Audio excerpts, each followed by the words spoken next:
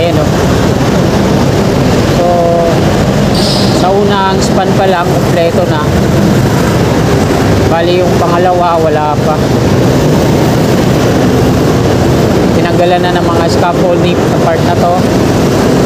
Tapos piniprepared na nila yung pag-install ng mga steel girders. So dito same pa din, dalawa yung naka-standby dito na na-assemble na yung mga steel girders. Tapos dito naman sa unahan natin, ayan, nag-install na sila dito. Isa dito sa pang-5 at pang-6 na span. Sinimulan ko to, walang naniniwala sa paligid ko. Ano? Tanghaling tapat mga kababayan, pero ang dilim. Araw po ngayon ng Sabado at nandito tayo sa ilalim ng NAIA Expressway at mag-update tayo dito. So, tara, let's go. Dahil po masama ang panahon ngayon, merong low pressure area na namataan sa Pilipinas. Kaya ganito, kahit tanghaling tapat ay napakadilim. Kanina ang lakas ng ulan, sana hindi bumaha sa dadaanan natin. So, nandito tayo sa ilalim ng Salis Road. So, ito no, ginawa ng parkingan yung gitna.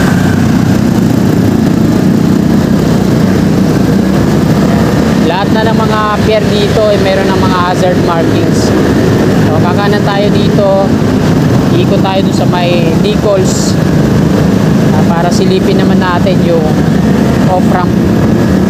Yan, uulan pala dito sa labas.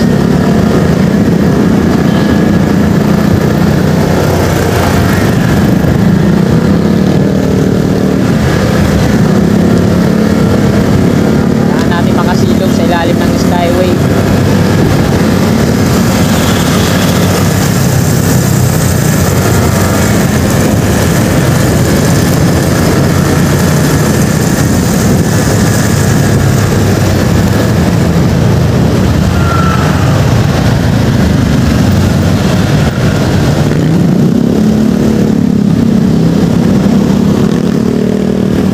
Kinakabahan ako sa Manila area. Last duty ko kasi sa Malacanang Park. Iyak ay baha na naman yan.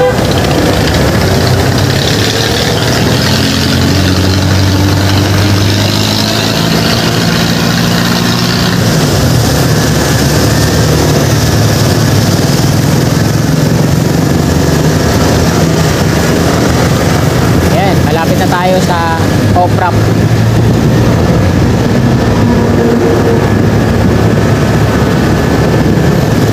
Dito na tampak na yung mga tubig-tubig dyan.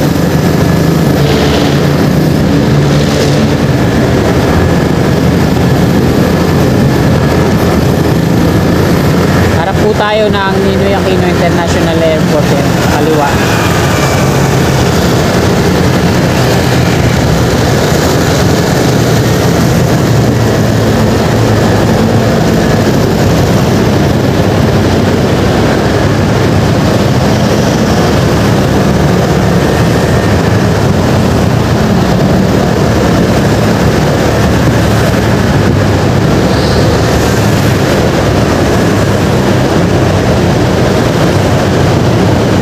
Ito na mga kababayan, sa kanan natin sa taas. Ito yung umpisa ng off-ramp. Ito yung, ayan o. So, sa unang span pa lang, kompleto na. Bali yung pangalawa, wala pa. Tinanggalan na ng mga scaffolding sa part na to. Tapos piniprepared na nila yung pag-install ng mga steel girders. So dito same pa din, dalawa yung naka-standby dito na na-assemble na yung mga steel girders. Tapos dito naman sa unahan natin, ayan, nag-install na sila dito. Isa dito sa pang-5 at pang-6 na span na airhead. Ayan. So nandito pa yung dalawa na nakareserba para dyan yan sa taas. Assemble na to. Ito yung inassemble nila dun sa tawid eh. Napakahaba pala na ito, no? Ayan. Doon sa tawid, mamaya ikutan natin yan. Doon nila na-assemble yan, yung mga steel girders na yan. Dito naman sa unahan, ito, yung kapito. At meron na nga pong wall to dito. Tapos nakafix na yung sagad na hanggang dito sa dulo, yung mga sheet pile. Ganito dapat yung nilalagay nila doon sa gumuhong pader doon sa nabotas. Ganyan dapat para hindi na sandbag. Kasi pag sandbag yung nilalagay, talagang pag umulan ng malakas, bibigay ulit yun. Dapat kahit mga 5 perasong sheet pile lang o 10, protection lang doon sa na hindi bumigay yung mga sandbag. Kaso wala papahalagan lang sila doon pag mag-e-eleksyon. Tapos na eleksyon kaya walang pumapansin sa kanila.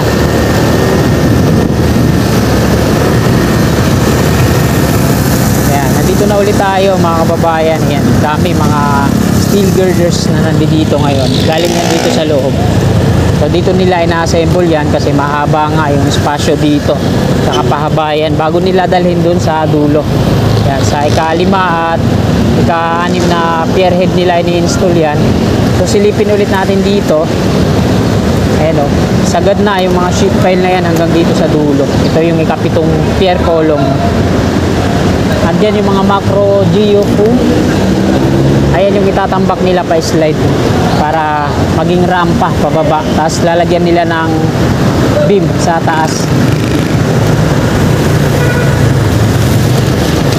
So dito na tayo mga kababayan. So ayun, sa tawid nag-install na sila doon.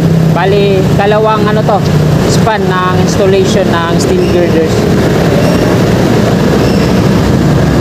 Gabi ata nila ini-install to kasi walang spasyo doon yung mobile crane na ginagamit nilang wala din mga lifter kagaya sa doon sa Quirino Avenue na may lifter talaga na nakatalaga doon.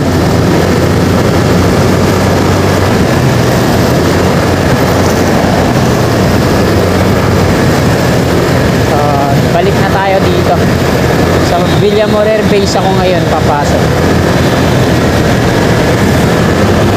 Ninoy Aquino International Airport.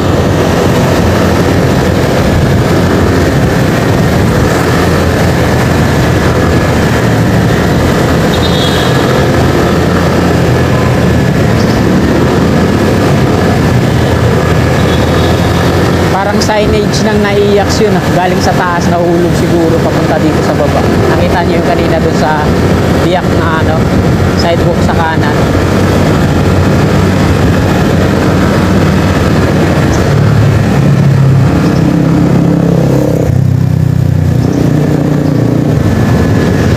Mga piloto yun yung ganun dito sa Villamor.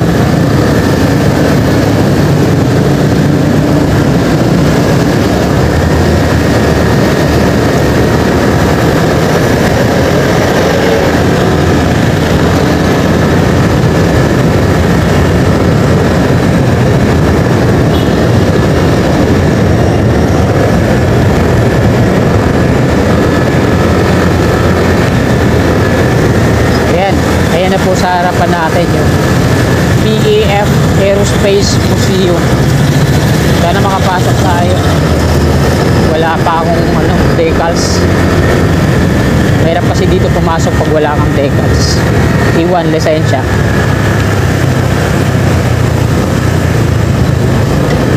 So ayan mga kababayan, nandito na tayo sa Villamor Air Base. Ito yung Aerospace Museum na bagong renovate at pinturado na yan. Yan yung mga lumang aeroplano sa loob. So hanggang dito na lang tong video na to mga kababayan. Maraming salamat po sa inyong walang sawang suporta. God bless po. Ulatan ko lahat ng mga blanco